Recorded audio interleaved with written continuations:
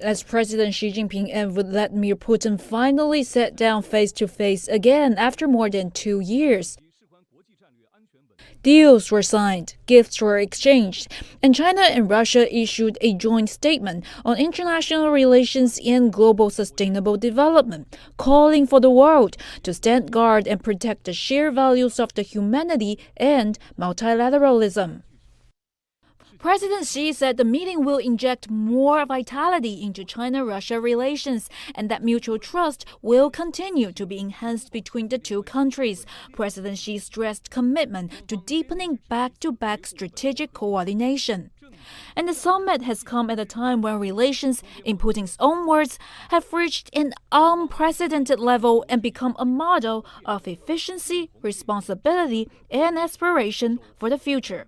A future that President Xi says would bring real benefits to the people of the two countries. So this joint statement about how to understand, perceive, and how to implement policies related to this fundamental idea of security from both sides is going to be of significant importance to not only the two countries, but all countries in the world. And typically, this top-level diplomacy plays a very important role for the Russian-Chinese relations because the relations are, to a significant extent, based on cooperation between major state-run companies on a number of big projects. This time, we also see that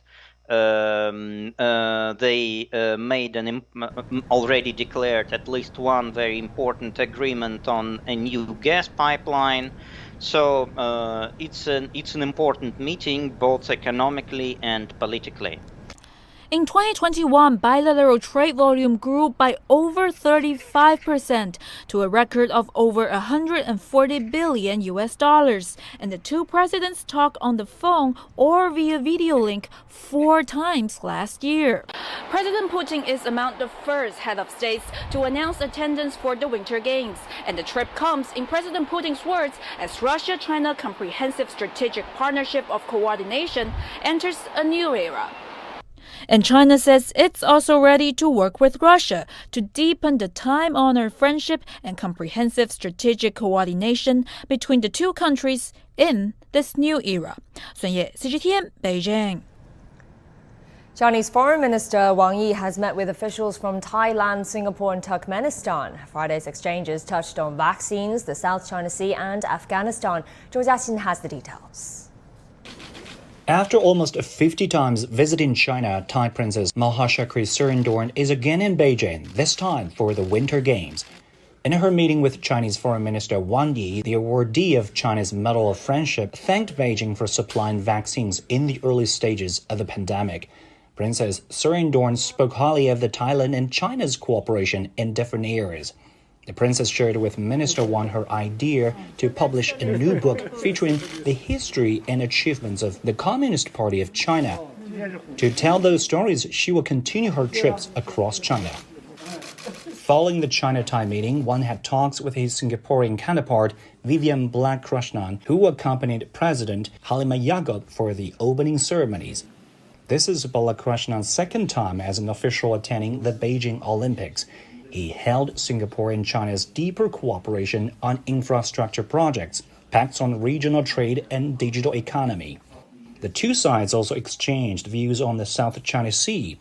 Foreign Minister Wang Yi expressed Beijing's urge to work with ASEAN countries to reach an early agreement on the proposed code of conduct over issues concerning the sea. Wang met with Turkmenistan's Deputy Prime Minister and Foreign Minister Rashid Meredov.